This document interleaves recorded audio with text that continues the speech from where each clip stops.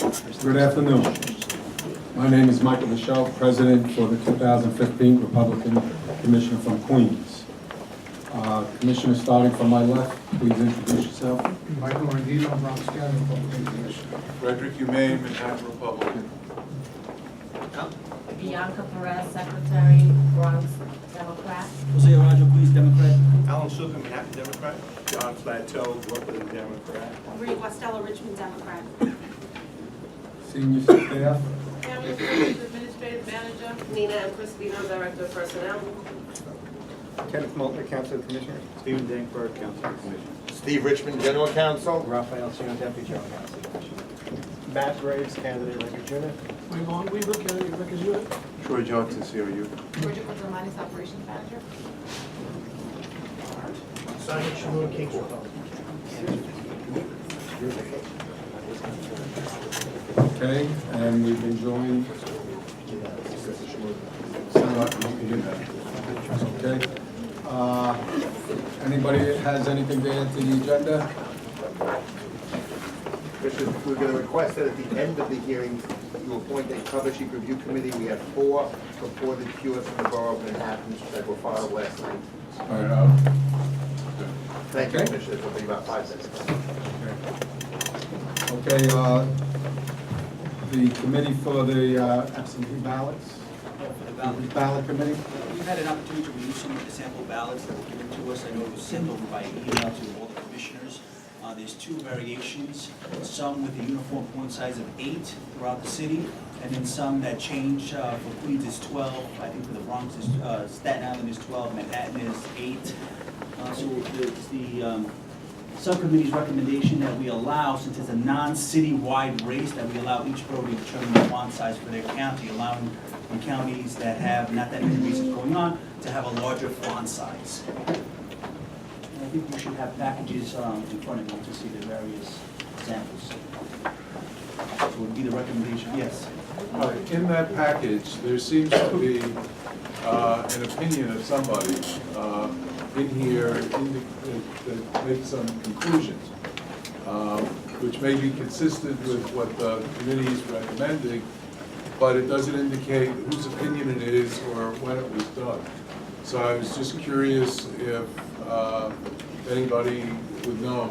Mr. Richmond, that was the council's. I don't have Can it you just show it here. to him?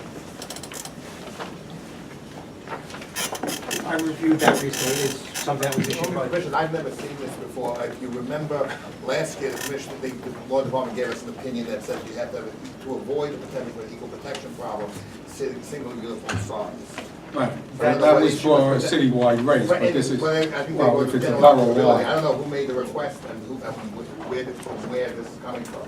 Because in the past, it's usually signed by the Assistant Corporation Counsel. The Corporation Counsel is providing this.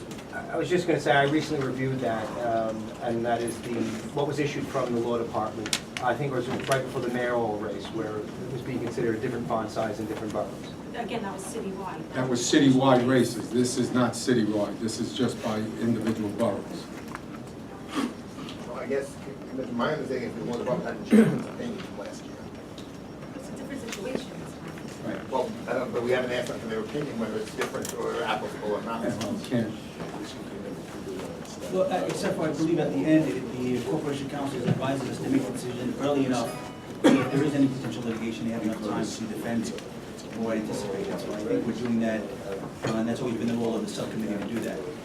right. So I think if we render a decision today, if anything happens, we'll be well prepared in advance of the general election. But from my recollection, What is that issue here? The font size. The question is whether or not we're going to accept a larger, allow the borough commissioners, well, the full board to make a determination to allow the borough commissioners to allow their ballots to have a larger or a uniform font size within the borough. So for Queens, it would allow us to have a 12 font size on our ballots, as opposed to a standard 8 or 10, where depending on how many candidates are on the ballot, like in Manhattan, they have an 8-point font size. In the past, we've decided that if there's a citywide race, in order to have uniformity across the city, we would all be limited to the 8, or if it can be increased, we would all be increased. This situation is where the boroughs have just borough-wide races, so we can actually adjust up where the boroughs can, the font size. How is section 203 of the Voting Rights Act implicated in this situation? Commissioner, it's not That's section referenced 203. here in the Well, opinion. section 203 requires you to provide multilingual ballots in selected designated election districts. And the reason was, the opinion that last year was asked for, whether or not by providing different font sizes in different parts of the city would give rise to an equal protection claim that some people had a greater advantage because their names would be bigger than others in the different locations. Corporation Counsel concluded that at that time that they thought that there would be a credible claim and we would be subject to suit, and that they thought a uniform size would make sense to be the best defensive posture for the city. I think I'm adequate to summarize. The question here is that in that case we had last year a full citywide races as well as borough races. Here, I guess the saying is that, and I think the equal protection argument still applies, because a delegate, candidate for delegate to the judicial convention in Manhattan will appear in a smaller size than in any other borough where you do have delegate races. Because again, if Manhattan has, I guess, more contests, more candidates, they have to reduce the size. And that's why you may still be subject to an equal protection argument. But there's nobody crossing over. No, but it's the same position, same party position in a different jurisdiction. Similarly, But if they're you... not affected by that race because no one could vote for them in that race. That's the difference. The past has been, the court has held, when we're a single jurisdiction for the purposes of election jurisdiction, it's designating us as the board of elections of the city of New York. I think that's why we're subject to it. It's not as if we have 5 separate county boards each making a decision. I think the law department decision did contemplate, and they're writing a citywide race, and ultimately said we could face potential exposure from an equal protection lawsuit. Some of the same issues. If we vary the size of font from borough to borough? Correct. In citywide races. In any... Some of the same it wasn't concerns could specific. carry over. I see. Commissioners, we never asked the question, can you do it for the same party position or same public office in different counties if it's not a citywide race? We never asked the corporation counsel for a specific opinion on those lines. Commissioner? So what we have to do as commissioners is do a bit of a balancing test.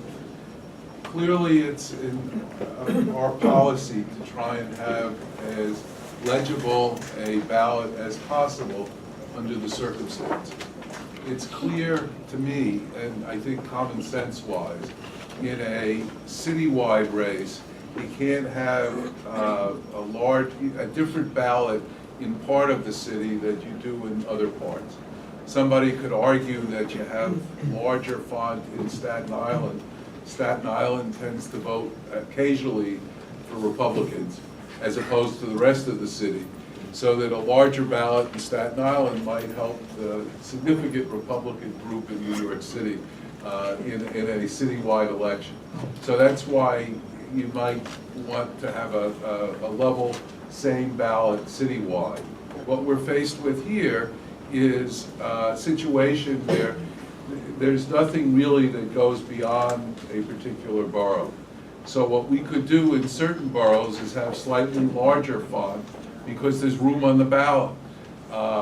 And there's not the risk of, as great a risk of somebody bringing an equal protection argument, because although some people in the Democratic Party treat the selection of judicial delegates as a very important task,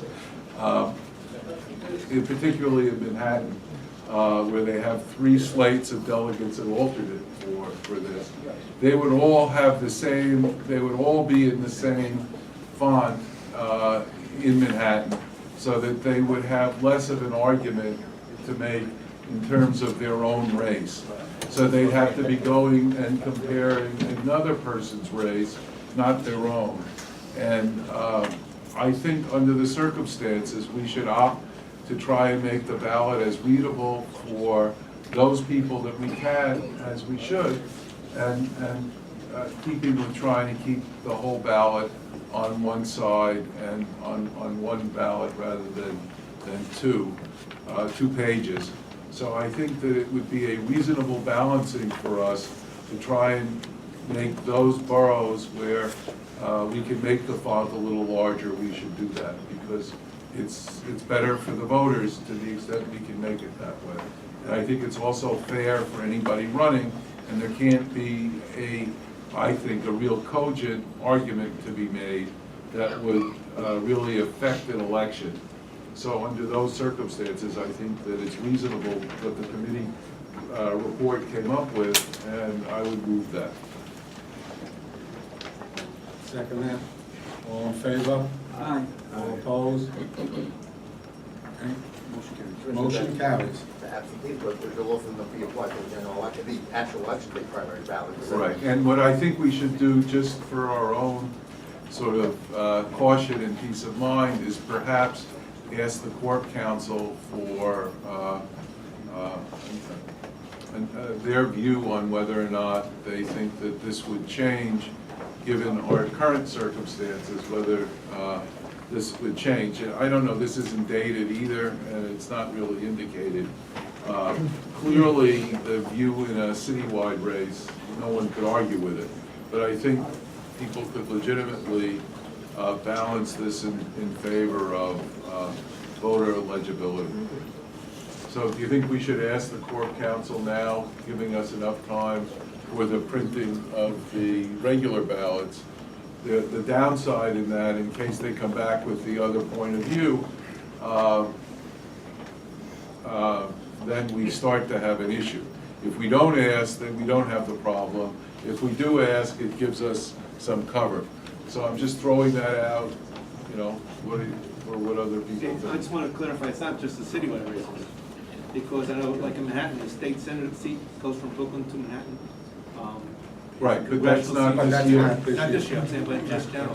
Right, but that would be a different set of circumstances. And then just so everyone knows, every year, we have to come back before the full board to approve the ballot. So this issue is gonna come up every year, and the decision can change every year. Okay, so the motion carries. Yeah, so the question is, do we want to go and ask the Corp Council again, or just leave it alone?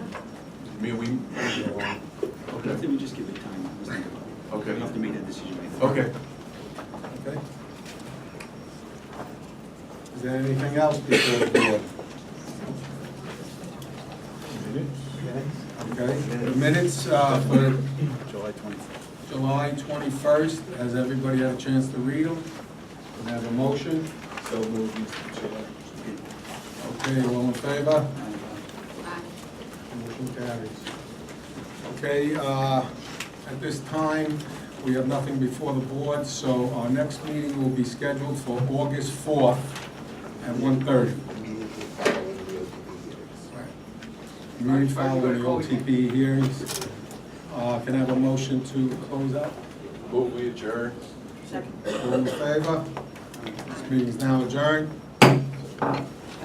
Excuse me,